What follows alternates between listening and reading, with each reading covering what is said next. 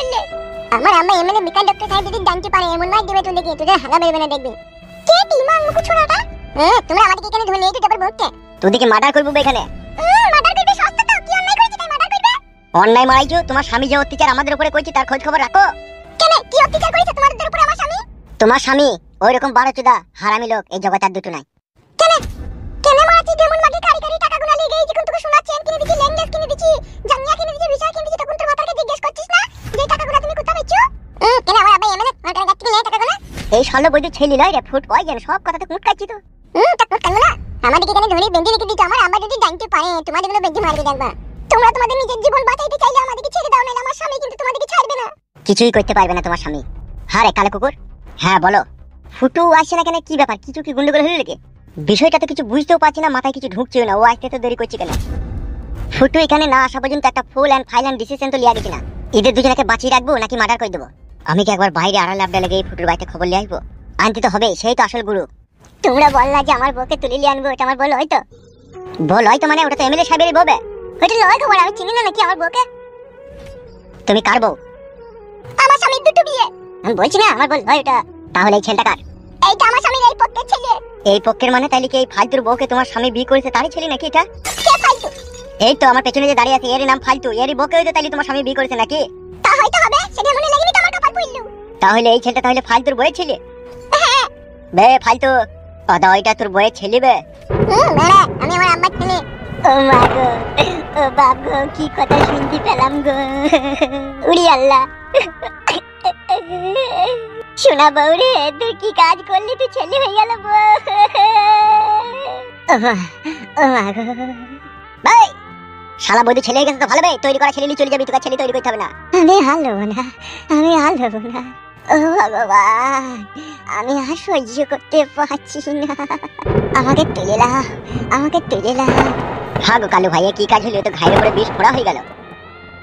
আমরা কি করবো, মারা ফোড়া হয়ে গেল। তা তুই এক কাজ কর, ফালতুর কথা বাদ দে, তুই একবার ফুটুকে যেমন করে হোক খুঁজে বাই করে এখানে নিয়ে আয়। যাবো বলছো? আগে সে না আইলে দিলি ফয়সালাটাই বা কি করে হবে? চিন্তা করার দরকার নাই, তুই একবার যা না। বেশ ঠিক আছে, তাহলে আমি যাচ্ছি। তাড়াতাড়ি যাবি আর আসবি। বেশ ঠিক আছে।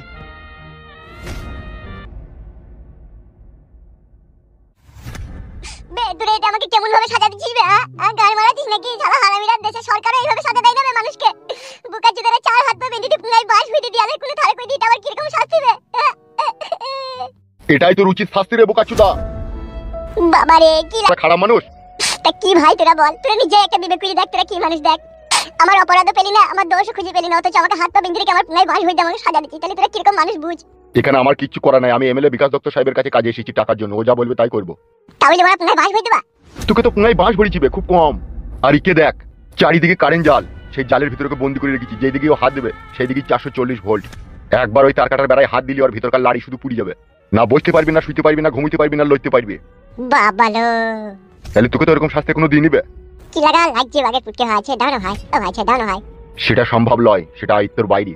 আমাকে নিচে নামে দাও ভাই, ও ভাই নিচে নামে দাও ভাই। দেখ বালচুদা, কানে কানে ফ্যাট ফ্যাট করে বকছে। যতক্ষণ এমএলএ বিকাশ দত্ত সাহেব এখানে না আসবে ততক্ষণ তো ওইভাবেই থাকবে। সে এসে ফয়সালা করবে কি করবে কি না করবে। সহ্য করতে পারছি না ভাই, লাগছে। লাগার জন্যই তো তোকে এরকম কঠিন শাস্তি দিতে হবে। ওইভাবেই থাক, সে আসুক তারপরে ফয়সালা হবে।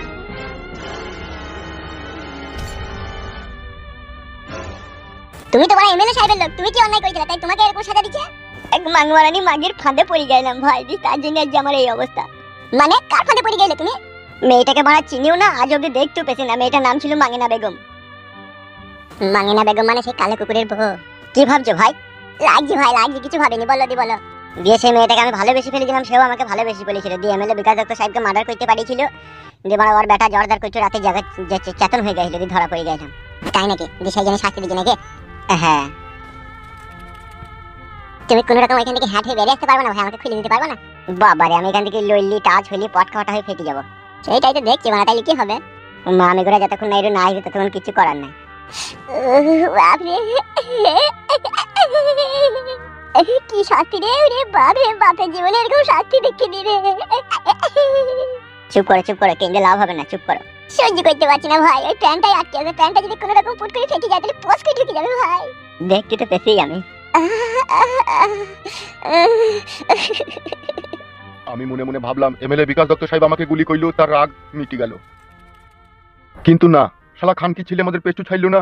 আমিও তো সেটাই ভাবলাম বাবা, আপনার ছেলে ভালো হয়ে গেল আর ঝুট ঝামেলা করবে না, কিন্তু এই উরু চাই গায়ে এসে পড়বে আমি ভাবতেও পারিনি। ভালো ছেলে হয় না বলা যায়, লোকের গায়ে কাটি দিদি বেড়াইলে আর কি হবে বলে, এরকমই তো হবে। ওই রকম কথা বলিস না মা, সে কিছুদিন আগে অনেক ভালো হয়ে গিয়েছিল, আমাকে অনেক ভালোবেসেছিল। হ্যালো, এখন কি করবি বল, এখন আর কিছু করার আছে? তুমি যাও নারকেল বেগম এমএলএ বিকাশ দত্ত সাহেবের কাছে।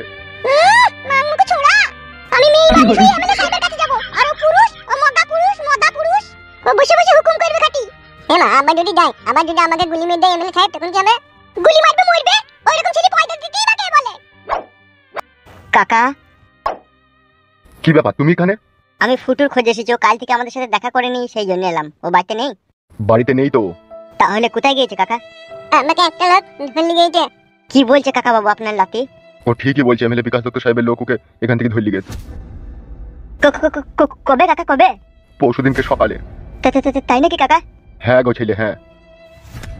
বিকাশ দত্ত, তো রক্ত কুকুরকে খাওয়াবো। গো ছেলে, ও বলো কাকিমা। আমার জামাইটাকে যে এমএলএ বিকাশ দত্ত সাহেব তুলে নিয়ে গেল, কিছু তোমরা একটা অত বন্ধ হও, কিছু একটা ব্যবস্থা করো। ও ভাই কালো কুকুর ভাই, আমার ছেলেটাই দুদিন থেকে রাতে ভাত খেছে না, কাঁদছে, ওর বাপের লেগে, ওর বাপকে যেমন করে হোক ছাড়িয়ে আনার ব্যবস্থা করে দাও ভাই তোমরা। ঠিক আছে বৌদি, তুমি কান্না করো না, তুমি কান্না করো না। দাও ভাই, যেমন করে হোক আমার স্বামীকে তোমরা এমএলএ বিকাশ দত্ত সাহেবের কাছ থেকে ছাড়িয়ে এনে দাও ভাই।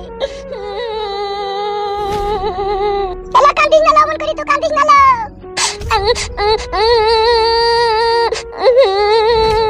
বৌদি তুমি কেঁদো না, আমি বলছি তো তুমি কেঁদো না। একটা ব্যবস্থা করো ভাই, যেমন করে হোক একটা ব্যবস্থা করো। বেশ ঠিক আছে, তুমি নিজেকে শান্ত করো, তুমি নিজেকে শান্ত করো। চুপ করো বৌমা। এলা এ ঝুমা, তুই আর বকিস না বাল, তুই মা হয়ে সব সময় আমার কষ্টগুলো বসে বসে দেখছিস, তুই এটা কিছু কইতে পারছিস না আর আমাকে চুপতে বলছিস তুই। বলে আমি কই বলো, দাঁড়ালো একটু সময় হগলো। সময় হইতেই তো আমার স্বামী থেকে দেখুন আমি আর পাবো না। পাবিলা পাবি, চুপ। তোর কান্না শুনতে শুনতে আমার জীবনটা হালাকালা হয়ে গেল লো। ওগো ছেলে। জি কাকা বাবু বলেন। এর কি কোনো ব্যবস্থা হবে না? সব ব্যবস্থা হবে, আমি আসছি। হ্যাঁ কাকা বাবু, আমি রাত্রি 8টার সময় আপনার বাড়ি আসবো, ঠিক আছে? তারপরে আপনাকে ফাইনাল কথা জানাবো আমি। বেশ ঠিক আছে বাপ, ঠিক আছে।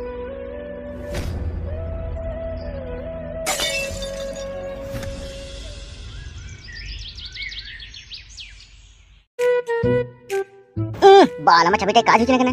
ছি বাড়া, কালকে বুমটা ফাটাবার, আজকে বুমটাই কোনো কাজ করছে না। এই শেষ চেষ্টা করি একবার দেখি। বলছি হাফ গান্ডু ভাই আছেন নাকি? কে রে? আমি এমএলএ বিকাশ দত্ত সাহেবের লোক, সাদা কুকুর।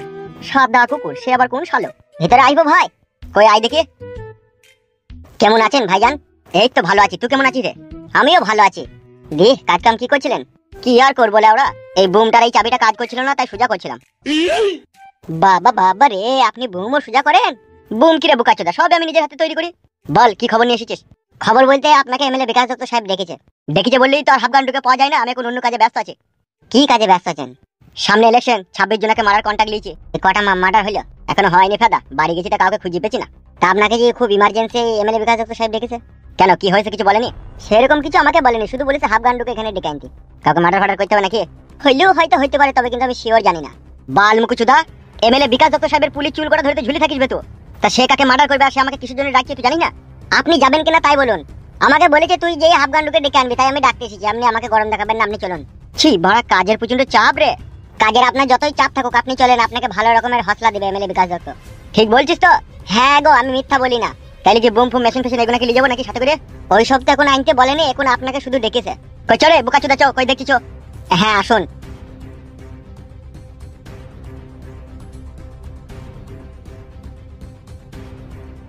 কি বলছেন এমএলএ বিকাশ দত্ত সাহেব? আপনার সাথে কাজ করতে কালো কুকুর আবার আপনার বউ ছেলেকে কিডন্যাপ করেছে?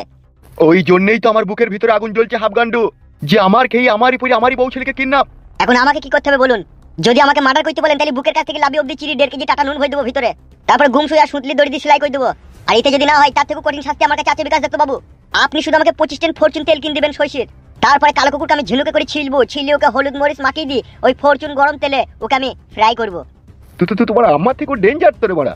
ডেঞ্জার কি বলছেন বিকাশ দত্ত বাবু? আমি তো এইভাবেই মানুষকে মারার কন্ট্যাক্ট নিই। আর আপনার সাথে যে বিশ্বাসঘাতকতা করেছে আমার কাছে তো একটা পার্সোনাল মানে শাস্তি দেওয়ার উপায় আছে। সেটা আবার কি? সেটা হচ্ছে বিকাশ দত্ত বাবু হুকুম ফুকুম শাস্তি। তুই তোমার আজব কথা শোনাচ্ছিস রে হাফ গান্ডু, হুকুম ফুকুম শাস্তি? এই শাস্তিটা আমি যাকে তাকে দিই না, আমার খুব ঘনিষ্ঠ লোকের যে অন্যায় করে তাকেই দিই। আমিও তো তোর ঘনিষ্ঠ লোক রে হাফগান্ডু। সে তো জানি বিকাশ দত্ত বাবু, কিন্তু পাবো কোথায় এখন কালো কুকুরকে? সেই সুরের বাচ্চাই তো আমার জিনা হারাম করে দিয়েছে রে হাফগান্ডু। তার জন্যই তো তোকে এখানে ডেকেছি আমি, তাকে খুঁজে বাই করার জন্যই তোকে এখানে ডেকেছি হাফগান্ডু। তুই যত টাকা নিবি বস্তা বস্তা টাকা আমি তোর পায়ের নিচে ঢেলে দেবো। তুই ওকে বাই করে তুই যেই শাস্তিটা এখনই বললি হুকুম ফুকুম, সেই শাস্তিটা দেওয়ার ব্যবস্থা কর। হুকুম ফুকুমটা কিরকম শাস্তি? তুই জানি কি করবি বে শালা মগা সুদা? মগা বলবে না হাফগান্ডু ভাই। মগা ছাড়া আর কি বে তোরা? তোরা পুরুষ? তোরা কা পুরুষ বে? তোরা হুরুষ পুরুষ বে?